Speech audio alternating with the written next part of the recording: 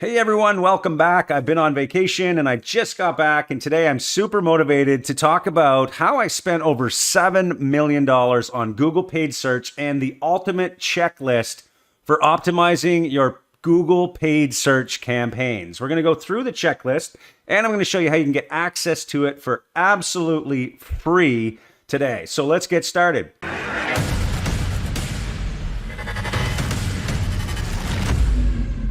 Okay, welcome to the channel. And as I said, I've been off for a couple of weeks, took some time off to recalibrate and get off the internet for a bit, and I'm back. And over the course of the vacation, I did optimize my campaigns, and I was able to do that because I have a system in place for doing this. And it makes it very easy to just log in, look at campaigns on Google, and look at the exact metrics I need to adjust as I continue to optimize. Now, for me, I'm an affiliate marketer, so I've been doing affiliate marketing for over 20 years. And over the course of the last decade, I've spent nearly about $800,000 a year on just Google paid search alone. So I do also Facebook ads, native ads, email, and YouTube.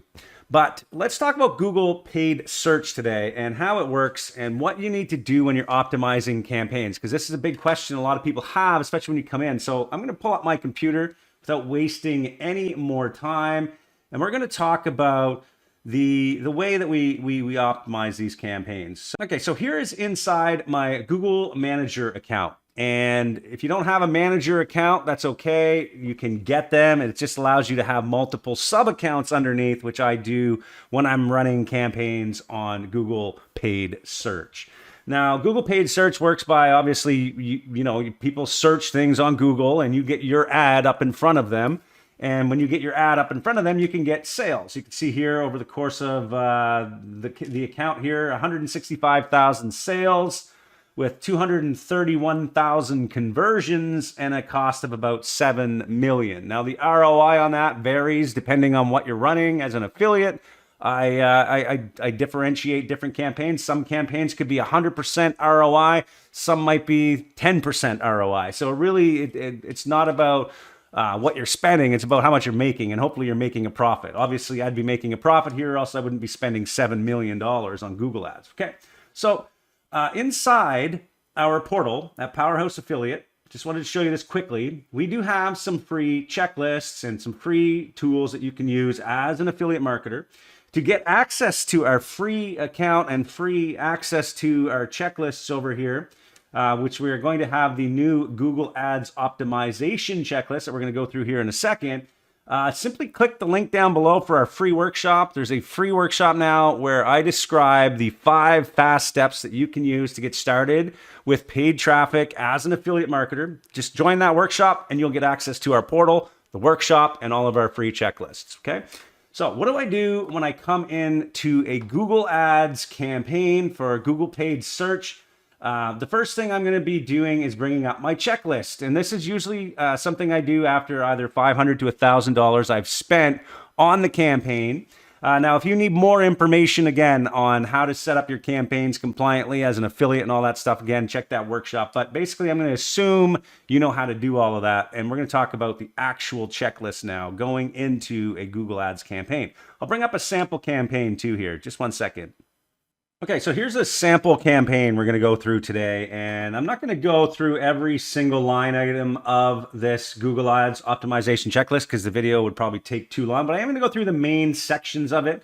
And again, you can get access to this, and if you have any questions about it, you can ask inside our portal. And also, if you want to go even further into all of the things on this checklist for Google paid search, then simply check out our masterclass for Google Ads. There's also a link for that down in the description. Okay, so I'm going to pull this checklist over here so that we can go through this campaign. Okay, so the first thing we're going to be doing inside our campaign is looking at our budget and spend. Okay, so this is an example. This campaign is no longer running, but you can see here I spent over $36,000 on this campaign.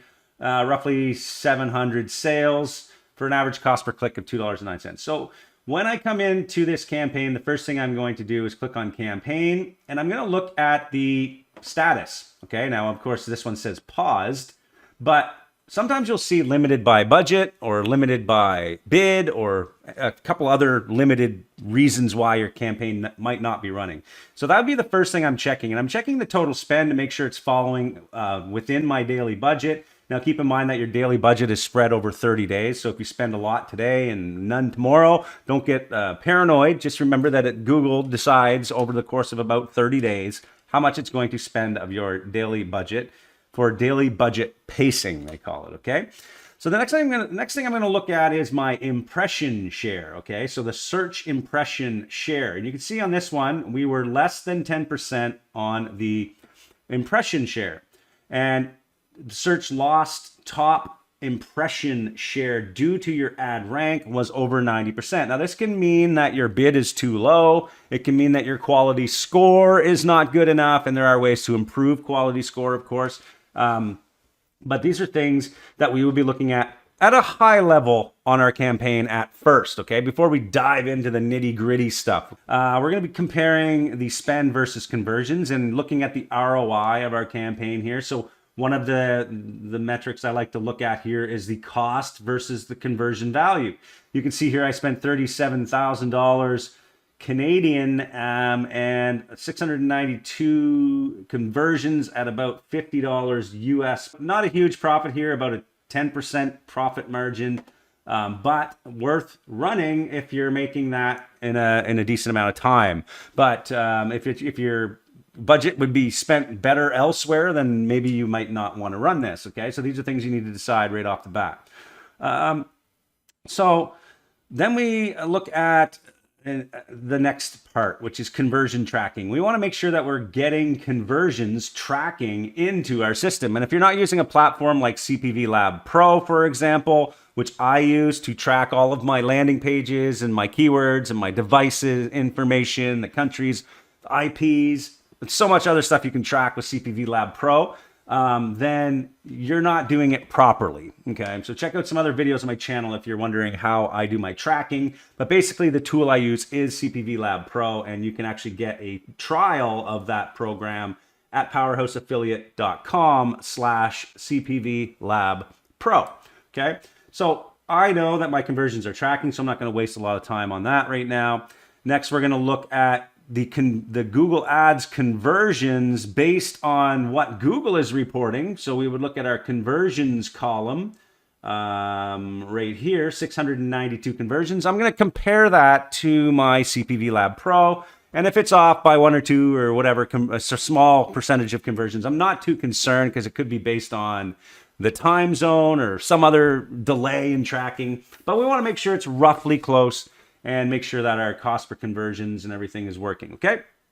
Now, moving on, the next thing we're gonna look at, especially when you're first starting a campaign, are the search terms and keywords, okay? Because a lot of times when you first start a keyword or a campaign, so we'll click on the campaign name here.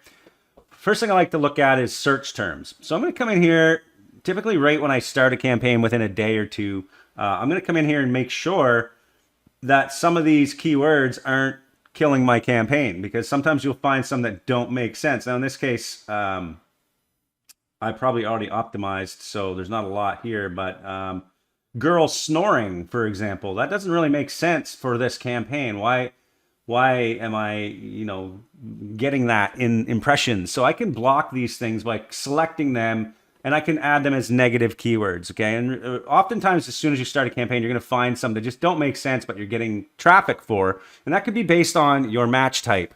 And so you wanna make sure that you're using the right match types and the right bidding strategy, because sometimes that'll result in some really poor keywords. Now you're also gonna look at your actual paid keywords, and you're gonna come here, you're going to look at some of the keywords and make sure that some of them aren't costing you too much money and, eating up all of your budget. So in this case, you could see that we did pause some keywords here at the start, and that could be because they were eating up too much budget. We wanted to test the other keywords. Cost per conversion on this one, look at this, $600 cost per conversion. Probably should have paused that a little sooner than later. So you can see how, if you don't pay attention for the first day or two and one of these keywords comes out just like this and starts eating up all your budget, you could potentially lose a lot of money without getting any conversions. And so I probably should have caught that a little sooner. So make sure you watch for those kinds of keywords, right? Especially at the start of your campaign. Okay. Moving on to the next section here so I can go through this a little better. Identifying keywords without contributing conversions, like I just showed you.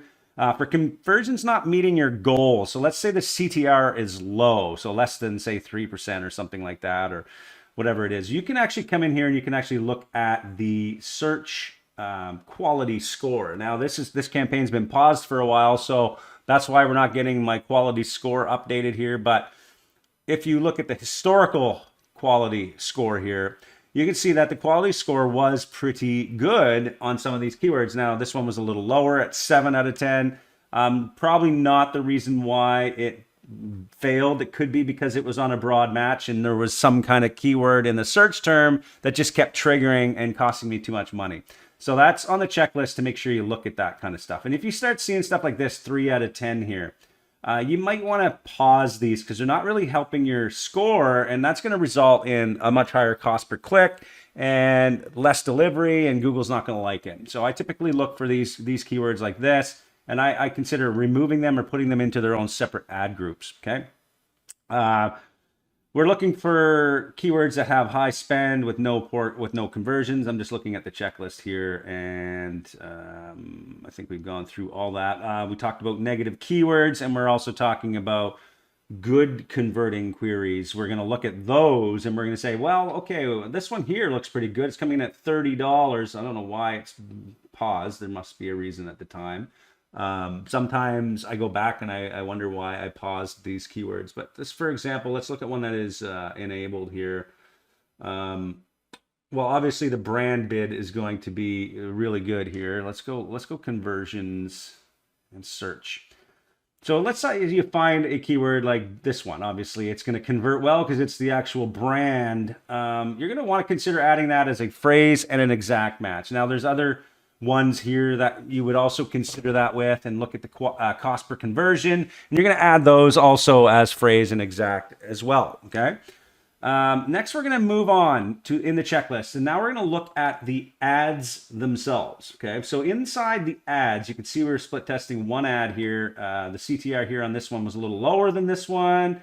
The cost conversion was less. So I would recommend having 2 ads running at the same time. This one was paused, and then we ran this one. But you can also come in here, and once you find one that's winning, what we typically do is we look at the asset details. Now, looking at the asset details, we can start to see more metrics on the headlines, the actual call outs, the extensions, the images, and we can start looking at these things and seeing how we would craft our next ad to keep split testing. And what we're trying to do is we're trying to get a nice high CTR as well as a good conversion rate, and this is going to help us obviously get profitable in the end. So we oftentimes pause or rewrite weak ads, and we ensure that there's at least 2 ads in the ad group. So that's that for the checklist. Let's move on to the next part. The next part is audience and demographics. Okay, so we're gonna come down here to audiences.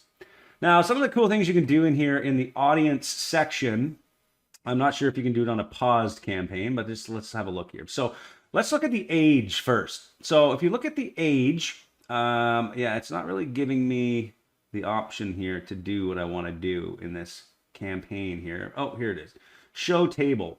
So in the show table here, you can start looking at the age group, and you can in fact start pausing certain age demographics. So if we come over here and we look at the age group of 18 to 24, the cost per conversion is about $85, which is a little steep, obviously, because we're getting 50 US, so we're not making any money on that. So it probably wouldn't hurt to just go ahead and exclude that from the ad group. Now, the same applies usually for unknown. Typically unknown, I find, is a little expensive. And you can see here that their prime age group is 45 to 54. So these are things you can look at. You can also do the same thing for gender. So we can see which one is converting better. We can look at the cost per conversion, and we can see that the male is doing much better overall. And lastly, you can look at household income. Now, if you're also targeting audience segments, you can actually do that as well. For observation, usually I'll add them and I'll observe if there's any audiences that are doing better than others.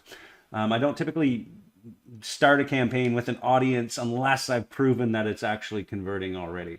Okay, so that's that for that part of the checklist. Now let's go down to the next one, locations and time of day. How do we do that? We go in here and we look at insights and reports, when and where ads showed, and you can see where and devices. I'm not going to go through this, but it's pretty straightforward, okay? Next, we're talking about time of day. So we're going to come down here and find that. Sometimes it changes here. 1 second. So for time of day, I'm not going to go into that right now. I think it's because it's been paused. But if you do want to see it, you can come into the report editor and search for time of day here and do that. I'm not going to go in because I can't find it right now. And it must be because it's been paused for so long. So moving on in the checklist. But let's just say, actually, for a second on that topic, let's just say you do find a specific time of day that isn't converting quite well. Like in some cases from, say, 2 in the morning till 5 in the morning, it doesn't really convert well. You can block those from your campaigns, and you can actually see that data also inside CPV Lab Pro, okay? So moving on, devices we talked about, landing pages. So landing pages is different. We're going to be going into our actual CPV Lab Pro to do this. So here we are inside CPV Lab Pro, and you'll actually see that in this particular campaign, I did set up a second landing page, but I never actually tested it, which is funny because normally I test every campaign with 2 landing pages. Maybe I was, again, a little bit lazy, but this is where we would look at our landing page performance, and we can split test 2 pages and we can see which one is doing better. And that's something that you can also do inside Google Ads as an experiment, but I just find using CPV Lab Pro's MV Lab setup here, where you can actually do a LP rotator, it's so much faster and easier to do it on the fly, and then you can see which one's doing quite well. A little more information on that inside our masterclass, by the way. But anyway, moving back into the Google Ads platform and our checklist. So once you've found your good landing page, you're going to set it as your control page, say at 80%, and then you're going to run split tests constantly on the B test for 20%. Always trying to find better versions, okay? Next, let's look at the last little bit of Google Ads recommendations for our checklist here. We're going to look up at the recommendations tab, okay? So in this case, if you click on the recommendations tab, you're going to see a bunch of recommendations by Google. Now, keep in mind, a lot of these recommendations are designed to make you spend more money, but there are some really good recommendations oftentimes that people fail to understand, okay, or actually fail to do inside their ads. For example, oftentimes they'll tell you like this, add your business logo. It's simple, but heck, it actually drives up your CTR. And when you have a higher click-through rate, then you have a better cost per click. Okay. Other things like adding images to your ads, adding snippets, or adding call outs. You'll often see that. You'll see remove redundant keywords. There's a whole bunch of different recommendations that you're going to get here. And if you're unsure about those, then come into our portal and ask, because a lot of times some of them are really not good. For example, a not good one would be where they recommend that you turn on display expansion, which means you're going to run your ads on search until the budget can't be spent anymore, and whatever's left over, they're going to send it to display, and you're going to spend it on display ads. A very poor recommendation. It often results in lost budget, lost revenue, and you're just going to lose, okay? And it's 99% of the time, it's never going to work. And the thing is that the reason for that is because they're just trying to get you to spend your budget. And a lot of companies out there don't care. They just want to advertise. They just want to brand and all that kind of stuff. So they might have different goals, and maybe it works for them. But as an affiliate marketer who needs to make a profit at the end of the day, then do not use the display expansion. So all the things that we talked about today are in the checklist, and you can get access to that by clicking the workshop link below and joining our workshop. But some other things that you can look at in here in terms of optimizing your Google paid search campaigns. You can look at the insights. This is very interesting because we take this a step further when we look at our insights, and we go into the auction insights. Now, in this case, we can see our competitors. We can see what they're running. We can see everything by taking these and going to the Google Ads Transparency Center. Okay, that is a free tool that Google Ads lets us see what our competitors are actually doing. Now, again, this video is getting pretty long, so I'm not going to get into that, but those are things that we mention as well inside of this checklist here. So let me just bring it back one more time. Again, come inside at the portal and you can get access to this entire checklist that we have here. It'll be down on the left side. And once you come in here, you can also ask questions. And don't forget to also check out our Google Ads Masterclass courses and our affiliate premium courses that you can also get access to if you join our premium membership at Powerhouse Affiliate. You'll also see here a 30-day Google Ads challenge for Google paid search, all of that kind of stuff. And you can also get access to some profitable live case studies where I'm doing some, here's one here for Facebook ads, and we also have some Google stuff here going on. Check all those out at powerhouseaffiliate.com. Thanks for watching today. If you like that, don't forget to subscribe to the channel, click like, and we'll see you in the next video.